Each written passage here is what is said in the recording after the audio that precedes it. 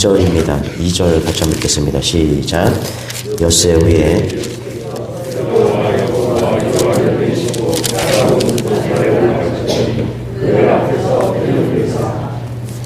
여기 보니까 엿새 후에 예수님께서 베드로와 야고보와 요한을 데리고 산에 올라가셨다. 높은 산에 올라가셨다 그러죠. 우리가 이 산을 예수님께서 변형되셨다 그래서 변화산이라고 합니다. 그런데 엿새 후에 올라가셨대요. 이 엿새 후에가 뭐냐면 그 앞장 8장 29절에 보면 베드로가 이런 고백을 합니다. 주는 그리스도시요 살아계신 하나님의 아들이시나이다. 여러분 이 시점에서 제자들이 주님을 조금 알아봐요. 주님이 누구신지 지금까지 몰랐거든요. 3년 동안 따라다녔지만 예수님이 누구신지 잘 몰랐어요. 그런데 베드로의 이 고백이 칭찬받으면서 우리에게 메시지를 주는 것이죠. 주는 그리스도시요 살아계신 하나님의 아들이시나이다. 여러분 신앙은 고백으로 시작되는 것입니다. 여러분 고백하시기 바랍니다. 할렐루야.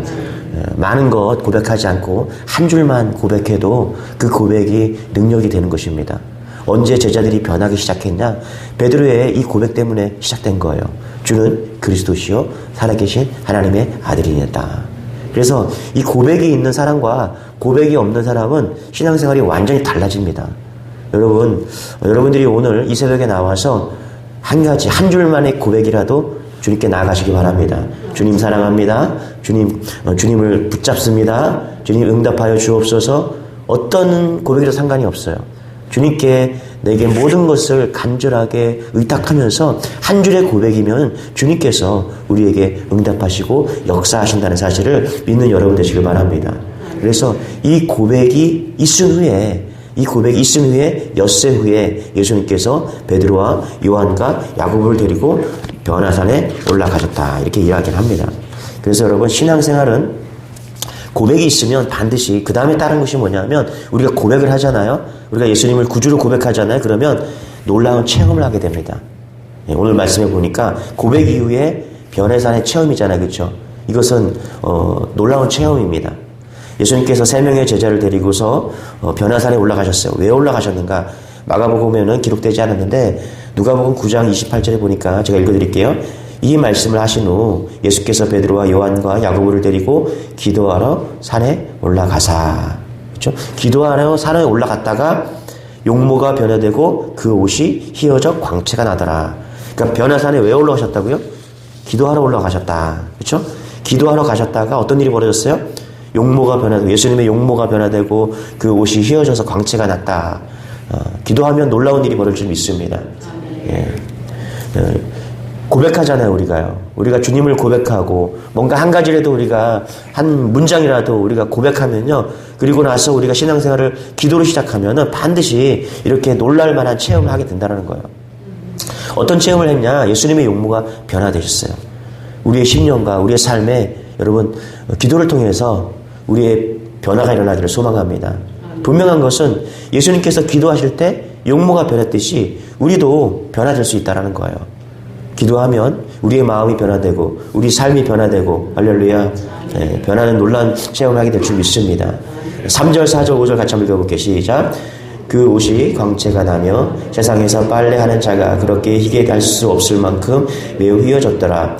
이에 엘리야가 모세와 함께 그들에게 나타나 예수와 더불어 말하거늘 5절 베드로가 예수께 우리가 여기 있는 것이 좋사오니 우리가 초막셋을 짓되 하나는 주를 위하여 하나는 모세를 위하여 하나는 엘리야를 위하여 하사이다 하니. 그렇죠? 예수님의 용모가 변화되었다. 그 용모가 광채가 나서 빨래하는 것보다 더 희게 되었다. 이렇게 이야기합니다. 여기서 또 무슨 이야기를 했는가?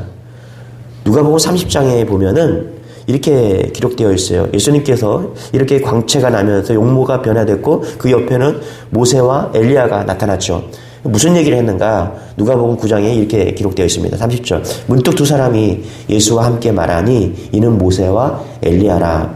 영광 중에 나타나서 장차 예수께서 예루살렘에서 별세하실 것을 말할세. 그러니까 이 변화산에서 체험을 하는데 무슨 대화를 했느냐? 예수님께서 십자가에 죽으신다는 것을, 그래서 예루살렘으로 간다는 것을 그 대화를 하게 되는 것입니다. 자, 여러분 보세요. 우리가 신앙생활을 하다 보면은 주님의 영광을 볼 때가 있습니다. 남들이 체험하지 못하는 그런 놀라울 만한 체험을 할 때가 있어요. 자, 우리가 왜 이 체험을 하는가 우리가 고민해 봐야 됩니다. 영광을 오늘 보여주신 이유가 뭐예요? 십자가의 고난을 견디시기 하기 위해서 영광을 보여줬다라는 것입니다. 왜 예수님께서 오늘 변화산에서 그렇게 광채가 나듯이 새 제자를 데리고 가서 그 모습을 보여줬냐? 내가 장차 십자가를 길을 가게 될 텐데 이 영광을 봄으로 인해서 그 십자가를 견디라는 거예요.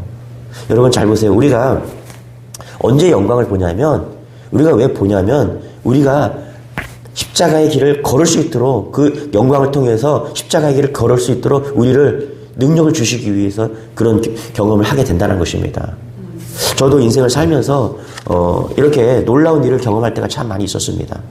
저도 저 같은 경우도 몇 년 동안 이제 발에 족저근막염이 생겨서 너무 아파갖고 병원을 몇 군데를 많이 찾아다닌 것 같아요. 몇 년 동안 그렇게 병원을 찾아다녔습니다. 참, 목사인데도 바로 기도하지 않고 병원을 찾게 된 것 같아요. 그런데 몇 년 동안 병원을 갔지만 낫지가 않는 거예요. 어느 날 제가 하나님 너무 아파서 이대로는 제가 목회를 할 수가 없으니까 치료해달라고 기도하기 시작한 것 같아요. 그런데 놀라운 것은 뭐냐면 기도하기 시작한 그 일주일 안에 병이 다 나았다는 것입니다. 네. 왜 진짜 기도하지 못했나. 지금 생각해보면 하나님께서 왜 이런 것을 경험케 하셨는가. 제가 목회할 때 절대로 흔들리지 말고 목회하라고 하나님께서 보여주신 것 같아요. 왜 제게 영광을 보여주셨는가. 제가 목회하면서 어렵고 고난당하고 혹시 또 상처 입을 때 쓰러지지 말고 열심히 가라고 그 영광을 보여주신 것이죠.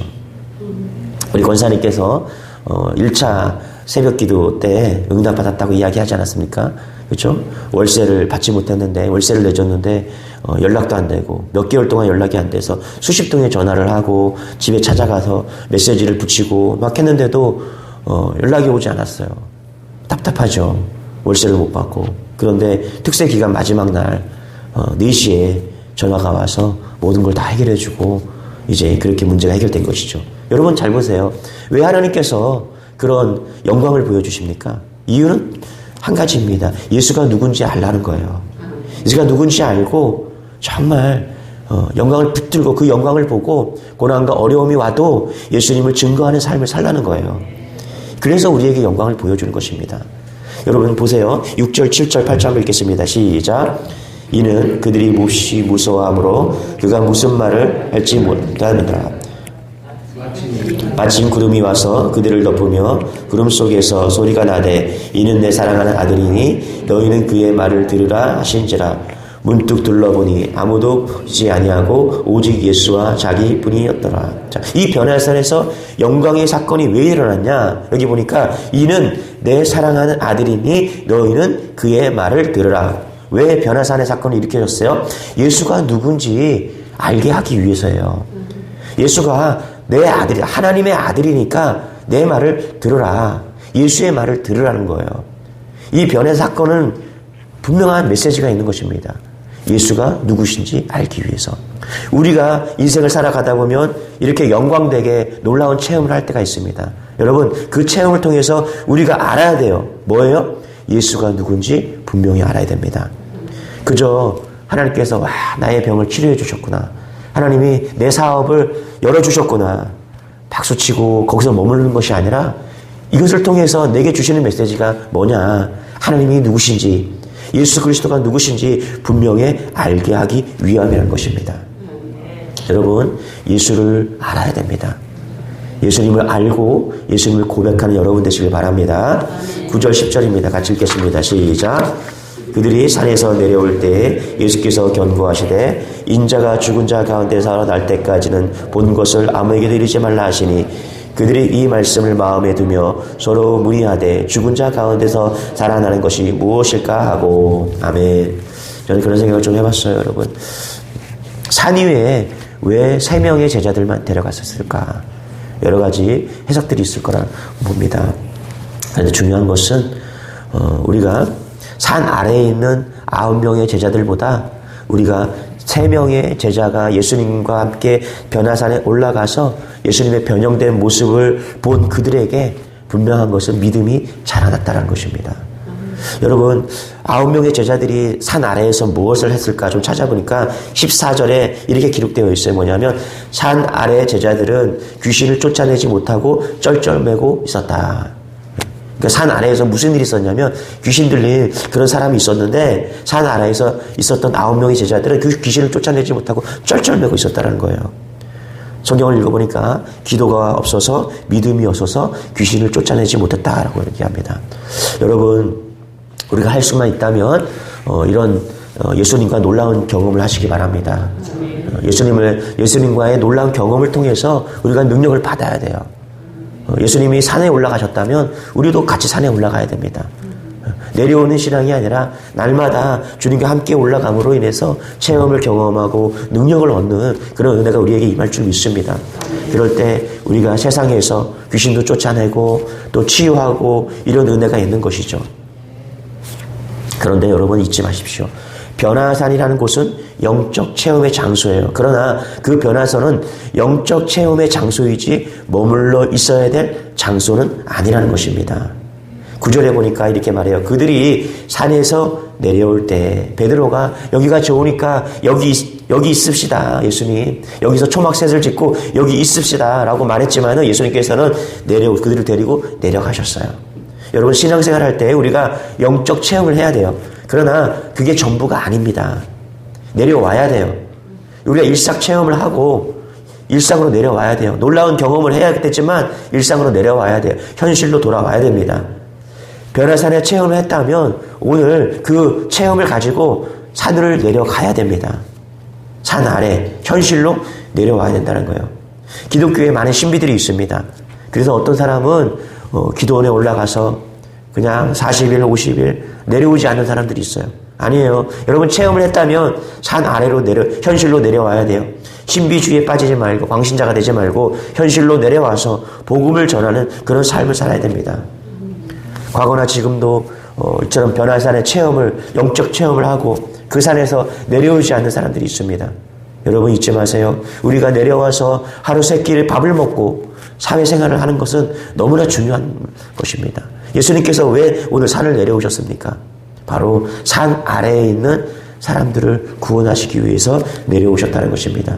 우리가 왜 기도하는 이유가 무엇입니까? 기도를 통해서 그 받은 능력을 통해서 우리가 오늘 또 현실에서 우리가 복음을 전하고 영혼을 구원하고 살아내기 위해서인 것이죠. 오늘 특별히 오늘 큰 은혜를 받으시기 바랍니다.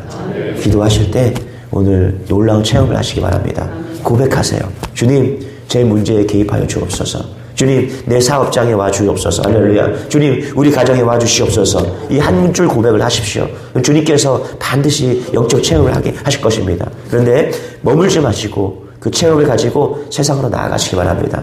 세상을 변화시키는 그런 하루가 되기를 축원합니다. 기도하겠습니다. 하나님 감사합니다. 오늘도 말씀을 주시고 놀라운 은혜를 주시니 감사합니다. 이 말씀과 은혜를 붙들고 세상에 나아가 오늘도 세상을 변화시키는 산 아래로 내려가서 산을 아래를 변화시키는 놀라운 주님의 종들 되기를 원합니다. 은혜를 주시고 능력을 주시고 힘을 주셔서 오늘도 하루 세 끼 사회생활 속에서 복음의 능력을 전하는 귀한 종을 붙잡아 주옵소서. 감사드리며 예수님의 이름으로 기도드리옵나이다. 아멘. 우리 나라 민족과 교회를 위해서 특별히 우리 메시지 교회를 위해서 여러분 가정을 위해서 우리 주 하나님 주여 기도하겠습니다. 주여 주님 감사합니다. 주님 감사합니다. 아버지 하나님 감사합니다.